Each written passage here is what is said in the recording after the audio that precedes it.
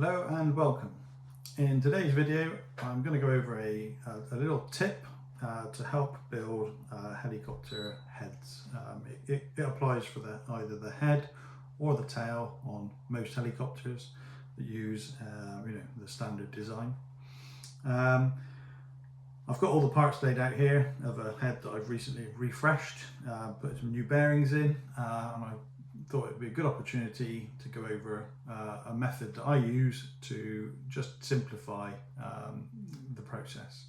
So I'll take you off the little stand there, zoom you in so you can see what I'm doing, and I'll explain along the way. Let's take a closer look. Okay, here I've got all the parts laid out that you're going to need to assemble. In this particular case, it's the head from a Spectre 700.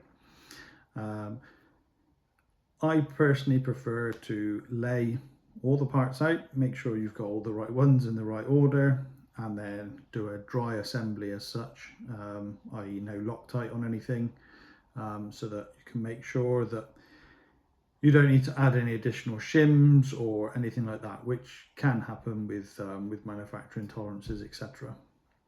So, my preferred method is on the feathering shaft to install the bolt one side with the appropriate washer. Now, this may be slightly different from one helicopter to another, but follow your manual, but the principles are the same. So I install the one bolt with a washer in the spindle, and I actually Loctite this one in. This one is in there, and I use a tool which I've got, which is got a one-way bearing to lock that tight. That can continue to set as you do your dry assembly. I then slide the mix of the bearing, the various washers, shims, thrust bearing, and in the Spectre's case, the end bearing in the blade grip you actually install with green Loctite.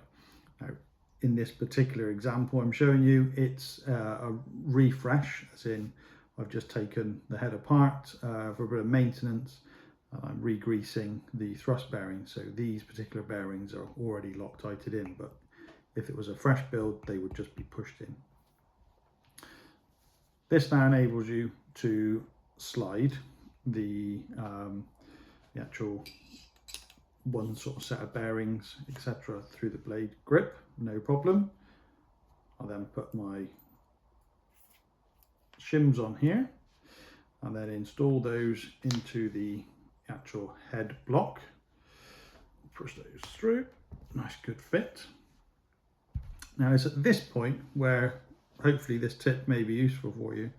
The first one being, either don't install the blade arms, the sort of blade grip arms onto the grips yet. In this case I have, but definitely leave the balls off the end.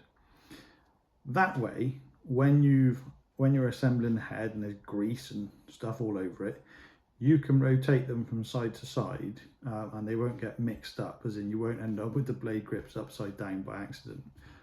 With the balls out, they should clear each other. That way you're free to put them the correct way after. That's just a side note.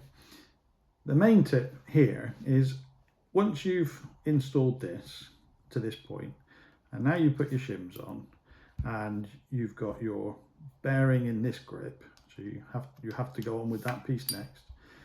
To get the thrust bearing on, covered in grease, and then any particular washer, shims, the final bearing, and then the bolt in at the end, all to go down in there without getting grease into the threaded portion of the feathering shaft, it's not impossible. People end up putting a little bit of paper towel or something in the threaded element once it's cleaned, so that you don't get any grease in there, so that once you thread locked, it's in there, it's not going to come loose. However, it is a bit of a pain that you can end up with grease in there, and to slide the actual bearings in is tricky. people do put the whole stack onto screwdrivers and such like, and then drop them all down in. That works, and if you're happy with that, great. However, the way I like to do it, and there's two ways. First way, get yourself a piece of threaded rod. There's the same thread as the is in the end of your feathering spindle. In my particular case, it's an M6 thread. Now you've got that on there, you can push that through, and you've got a perfect place to slide the rest of the components on without them falling down anywhere. And the added benefit that no grease or oil, whatever you use to lubricate bearings and such like, none can get into the threads because they're already occupied by the threaded bar. This works well. Used this many times. However, as mentioned, when you're putting the bearings down through, you've got to seat them over the actual feathering shaft themselves. And some of these, especially the outer of the thrust bearing, you know, they're a good fit, so you need to make sure they're in the right place. So getting them in there, it can be a bit of a wiggle. So another option is to take you can do this with a scrap version or a new one, up to you. Take another feathering shaft, and in my case I've used just an M6 bolt, cut the head off and thread locked it into position. Attach that onto the end of your existing feathering shaft. Then you can put your blade grip on, followed by your set of thrust washers. Get them the right way around, and they just fall all the way down, no problems at all. Spacer, bearing, all that goes in. You've set it all down in place, no problem at all.